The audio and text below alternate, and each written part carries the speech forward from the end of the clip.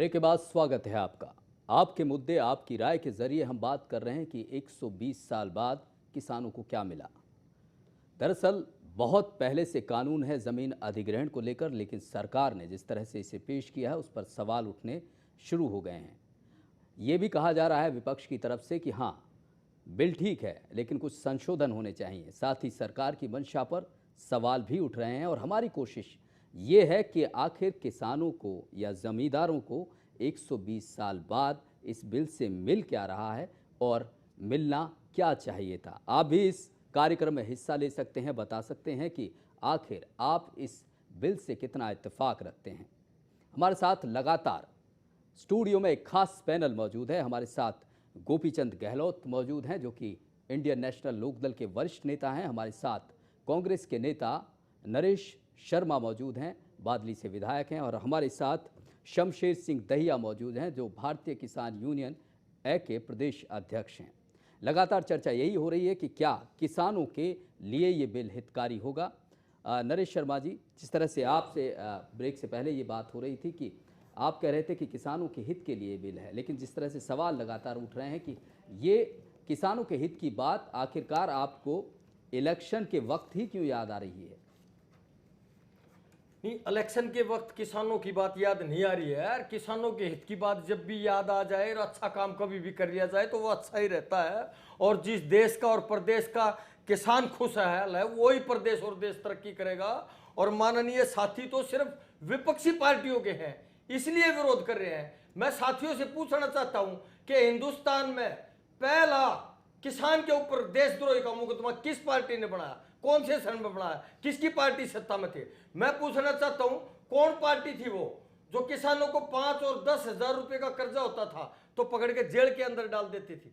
मैं अपने साथियों को, माननीय साथियों को बताना चाहता हूं कि वो काला कानून भी कांग्रेस पार्टी ने चुनाव के समय में नहीं बल्कि चौधरी भूपेंद्र सिंह हुड्डा ने सत्ता में आते ही काला कानून खत्म कर दिया कि अब ना किसी किसान की गिरफ्तारी होगी, बड़े प्यार से और सौहार्दपूर्ण वातावरण में उससे रिकवरी की जाएगी। और 10 एकड़ जमीन होती थी तो वो छोटा मोटा लोन लेता था, ट्रैक्टर का, हैरो का, कल्टीवेटर का या ट्यूबवेल लगाने के लिए, उसकी पूरी जमीन को गिरवी रख लिया जाता था। उसको मजबूर कर दिया था चंद रुपए देकर कि वो अपनी जमीन को गिरवी रखे सरकार के खाते में। आज वो कानून खत्म कर दिया है, उस जमीन का मूल्यांकन किया जाता है। आपके ऊपर अगर 1 बीघा जमीन आप लोगों के ऊपर सीधा निशाना है। ऐसा नहीं है कि हुड्डा सरकार, ये चाहे केंद्र सरकार भले ही इस बिल को अबलाई हो, लेकिन हुड्डा सरकार किसानों की हितैषी पहले से ही। नरेश प्रधान जी ये कहना चाह रहे हैं और जिस तरह से आपकी सरकार के दौरान किसानों की अनदेखी हुई उस बाबत भी आप पर आरोप लगाया जा रहा है। शमशेर सिंह जी आपके पास आऊँगा, लेकिन पहले गोपीचंद जी से जवाब ले लेते हैं। हमारे मित्र जो है,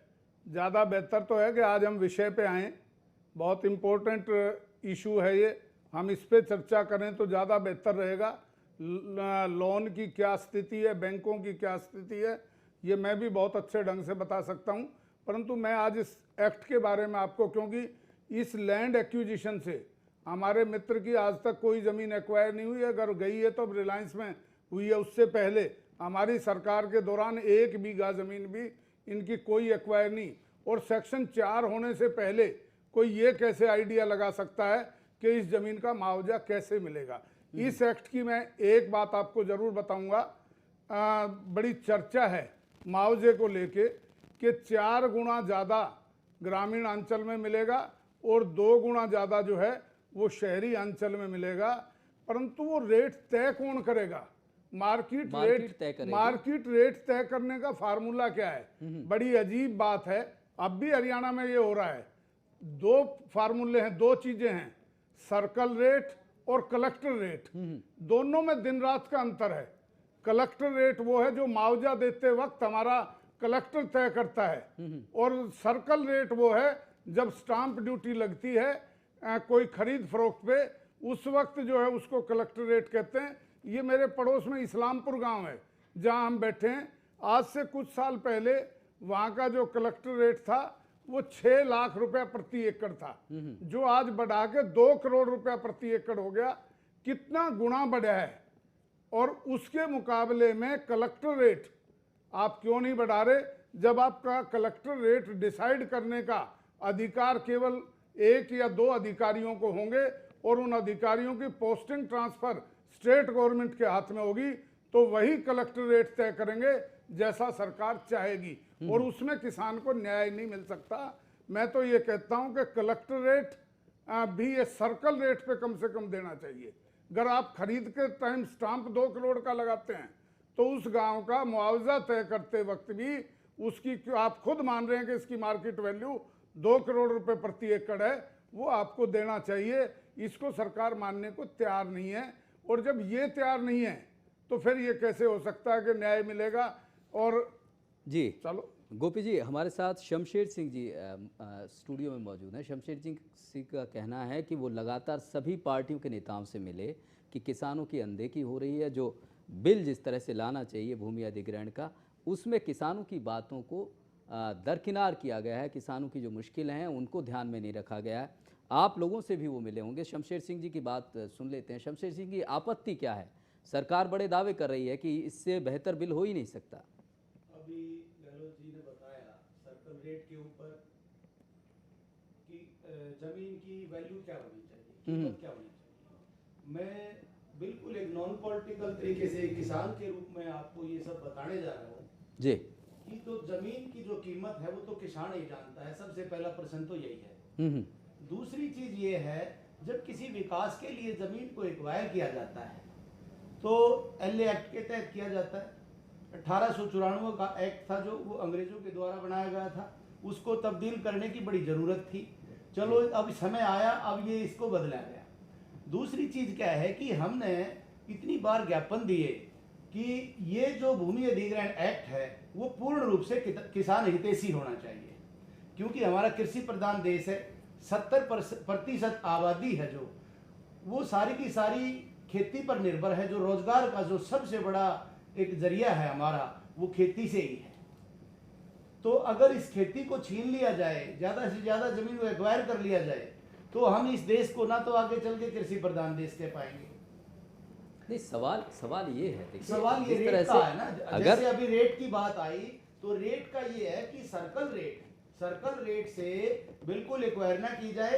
इसका रेट जो है ना मार्केट की वैल्यू होनी चाहिए। मार्केट की वैल्यू कौन बताएगा? वो किसान बताएगा। सरकार और किसान और हर चीज से अच्छा तो एक प्रॉपर्टी डीलर भी बता सकता है। वो एजेंसियां बैठी हैं, क्योंकि हमारे देश के अंदर बड़े टैक्स की चोरी होती है। सब जानते हैं कि क्या नाम है, जमीन करोड़ों के हिसाब से है और लाखों के हिसाब से रजिस्ट्रियां करवाई जाती हैं।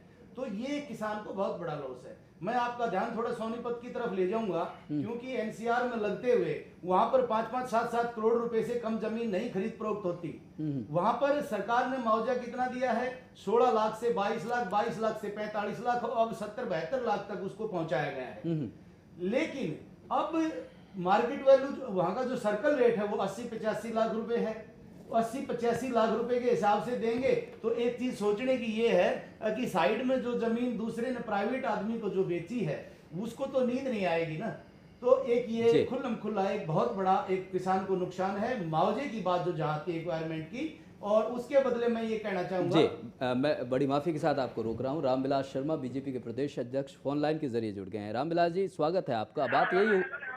बात यही हो रही है कि जिस तरह से केंद्र सरकार भूमि अधिग्रहण बिल लाई है, उनका कहना है कि जो 120 साल बाद जिस तरह से अंग्रेज़ों का कानून चला, एक तो पहली बात उसे ख़त्म किया है, और जो सुविधाएं या जो उन्होंने इसमें बदलाव किए हैं वो किसानों के लिए सबसे ज़्यादा हितकारी हैं, किसानों के भले के लिए हैं। आपकी प्रतिक्रिया?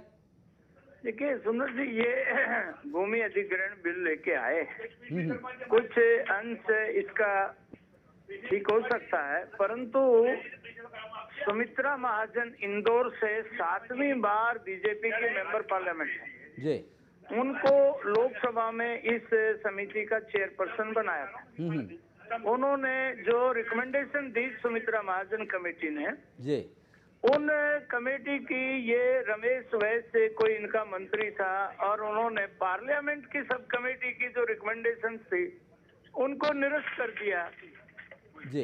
दूसरी बात, इस जमीन अधिग्रहण में, भूमि अधिग्रहण में 2 साल पहले हरियाणा में रेवेन्यू मिनिस्टर थे कप्तान अजय सिंह यादव। उन्होंने अपने मुख्यमंत्री को चिट्ठी लिखी कि भूमि अधिग्रहण के मामले में, किसान की भूमि अधिग्रहण के मामले में गुजरात सरकार का जो व्यवस्था है, जो सिस्टम है, वो सबसे श्रेष्ठ है। वो किसान की उपजाऊ जमीन का अधिग्रहण कोई सरकार नहीं कर सकती।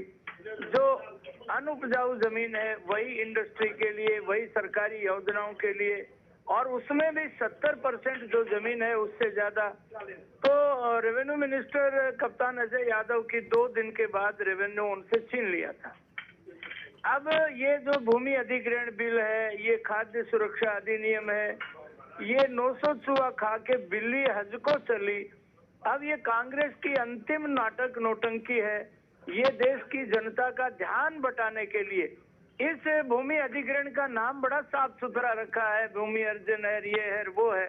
हमारे राष्ट्रीय अध्यक्ष जी ने भी इस संबंध में कहा था। देखिए अध्यक्ष जी कांग्रेस की तरफ से साफ सरकार की तरफ से ये कहा जा रहा है, और ये बात भी आ रही है, जो इंडस्ट्री के जो लोग हैं, उद्योग से जुड़े जो लोग हैं, उनके हितों को ध्यान में नहीं रखा गया है, किसानों के हितों को ध्यान में रखा गया है। बाकायदा 80% लोगों की मंजूरी चाहिए, इसके अलावा 4 गुना उनको मुआवजा मिलेगा जो मार्केट का रेट होगा। अगर गाँवों की बात करें, पुनर्निवास के लिए, उनके रहने के लिए, रोज़गार के लिए, ये सारी चीज़ें व्यवस्था की गई हैं। वहाँ तो ये कहा जा रहा है कि किसानों के हित को उन्होंने सर्वोपरि रखा है। बाकायदा जिस तरह से आरोप लगते रहे कि उद्योग पूंजीपतियों के नाम पर या उनके लिए काम करती है सरकार, ऐसा नहीं है। सुंदर जी, मैंने निवेदन किया जी कि सुमित्रा महाजन बीजेपी की 7 बार लगातार इंदौर से मेंबर लोकसभा हैं, और उनकी पार्लियामेंट में वरिष्ठता को देखते हुए उसमें कांग्रेस के भी वरिष्ठ मेंबर हैं। 9 मेंबर पार्लियामेंट की एक सब कमेटी बनाई, और उसने पिछले साल ही अपनी रिकमेंडेशंस दे दी, और रमेश बैस इस विभाग का मंत्री होते ही और उसने वो रिकमेंडेशंस को रिजेक्ट कर दिया। ये भूमि अधिग्रहण जो बिल है, इसमें सुमित्रा महाजन कमेटी की रिकमेंडेशंस को स्वीकार करना चाहिए था, वो नहीं। इसमें गुजरात की जो सरकार का भूमि अधिग्रहण का सिस्टम है, कांग्रेस के रेवेन्यू मिनिस्टर्स ने लिख करके कहा जी कि वो सबसे श्रेष्ठ है। तो कहीं ना कहीं आप ये कहना चाह रहे हैं किसानों के हितों को ध्यान में नहीं रखा गया, सरकार ने जो किया। नहीं, आप के नाम पर इन्होंने जो क्लाज इसमें जोड़ी है, बड़ी चतुराई से जो क्लाज जोड़ी है, उसमें इन्होंने लिपापोती की है। जब मेंबर पार्लियामेंट है, नहीं देखिए, आपकी तरफ से संसद में आपके भी लोग थे, नेता प्रतिपक्ष जो हैं सुषमा स्वराज, उन्होंने कुछ संशोधन दिए और उन्होंने सरकार को मान लिया। आप लोगों ने वहां तो विरोध किया नहीं। जो उन्होंने संशोधन दिए हैं उसके बावजूद जो सुमित्रा महाजन कमेटी की जो रिकमेंडेशंस है। रामविलास जी, सवाल ये है कि आप भी लोकसभा में, आपके लोग भी लोकसभा में थे, तो वहां उनकी तरफ से कोई विरोध नहीं हुआ, कुछ संशोधन दिए गए जिन्हें सरकार ने मान लिया। इसमें जो संशोधन दिए हैं उनको उसमें समाहित करके जी, और जो सुमित्रा महाजन कमेटी के रिकमेंडेशंस हैं उनको स्वीकार करके भूमि अधिग्रहण को ठीक किया जाए, ये पार्लियामेंट हमारे लोगों का मत है।